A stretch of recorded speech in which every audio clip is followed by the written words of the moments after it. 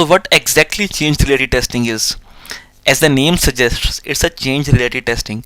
We have seen already functional testing, non-functional testing, then uh, your white box testing. So all these testing normally are performed to see if all the requirements are fulfilled, the system is safe, all the non-functional requirements are fulfilled, etc.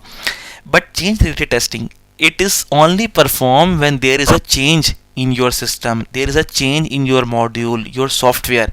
So only to check that when the changes are made, are they compatible, have they affected the other modules as well, or if there are some bug fixes, then you do the change related testing. It is not performed every time, it is only performed when you have some changes inside your system. So when changes are made to a system, either to correct a defect or because of a new changing functionality, testing should be done to confirm that the changes have corrected the defect or implemented the functionality correctly and have not caused any unforeseen adverse consequences. Like there are two possibilities. You have added a new functionality in your system, then you check that the new functionality is added, how it is behaving on the whole system. So it's a change related testing. Or for example, as a tester you found a bug, or you found a, better to say, a defect in the system or in the module, you refer it to the developer back, then he found that bug, he fixed it, and then you again check it. So it is a first type. Like in change related testing you have two type of testing. One is confirmation testing, the other is regression testing. So in first case, if you have a defect, if you found a defect, it was found as a bug, fixed by the developer, and then you confirm it by doing the testing again, that either this defect or this bug was fixed or not. So after a defect is fixed, the software may be tested with all the test cases that failed due to the defect, which should be re-executed on the new software version. The software may also be tested with new test cases to cover changes needed to fix the defect. So maybe you need to adopt your test cases as well, but normally as the name suggests, the confirmation testing is being done to confirm that the bug is really being fixed, is being fixed 100%. Only you need to be sure. At the very least, the step to reproduce the failure caused by the defect must be re-executed on the new software version. Like you know that this particular value is triggering the defect inside the system. When it is fixed, you again trigger or reproduce that defect again with the same value to confirm now the system is behaving as expected. The bug has been fixed, the defect has been removed. The purpose of confirmation test is to confirm whether the original defect has been successfully fixed. So it was a confirmation testing. The second one is regression testing. So confirmation testing is normally performed manually, like you apply the test cases and you see the result, you say yes, it's fine. Now the next part comes regression testing. You have fixed the bug. Now maybe due to the changing that you have done to fix that bug, the system has been regressed. That means it has affected the other parts of the system which were behaving as expected. So now to only to confirm that our whole system is not affected, we do the regression testing. Normally the regression, now it is possible that a change made in one part of the code, whether a fix or another type of change, may accidentally affect the behavior of the other part of the code, whether within the same component, in the other component of the same system, or even other systems. It's quite possible that you have fixed a defect and it has created some problems in the other part of the system or other components.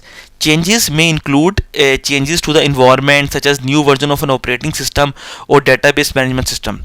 Such unintended side effect can called regressions. Regression testing involve running tests to detect such unintended side effect. So normally first of all you do the confirmation testing. After that you check that now this module is working fine, but the fix which is being performed or the change which is being done to fix the defect, has it affected the other part of the system? For that you do the regression testing. Normally it is highly preferred to automate this regression testing. Confirmation testing you can do manually, but for regression testing actually is a strong candidate for the automate testing. Yeah, like for the automate testing, you have to automate the testing, and then automatically your system will check that the new change or the new functionality or the bug fix has not performed or has performed any discrepancy in the system or has affected the system. So it's a regression testing. Confirmation testing and regression testing are performed at all test levels. Like as we have seen, functional testing can be performed at all test levels, same with the non-functional testing, same with the white box testing, same with the black box testing, even same with the change-related testing. Every testing can be performed at all test levels. But then in the next topic we will discuss in detail that there are things come with experience. Like experience tester says that white box testing should be performed on the component level, black box testing should be performed on a system level, and the non-functional testing should be performed at all test level. Same is with the functional testing. So there are some standard rules you can say, or some tips from the senior testers. This we will see in the next topic.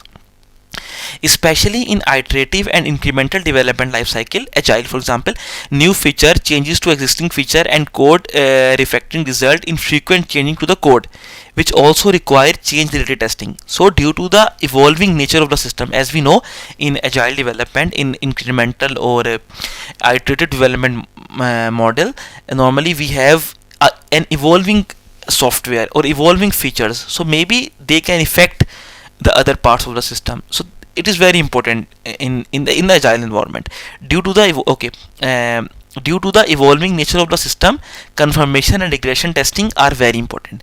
This is particularly relevant for the Internet of Things system, which are individual objects, e.g. devices, are frequently updated or replaced. They have specifically mentioned IoT here. Like for IoT we have a different components which are being connected to make the whole IoT system. So if the components or the individual objects are being replaced or updated, then regression testing should definitely be performed over there to confirm that this change hasn't regressed or has not affected the other part of the system. Regression test suites are run many times and generally evolve slowly.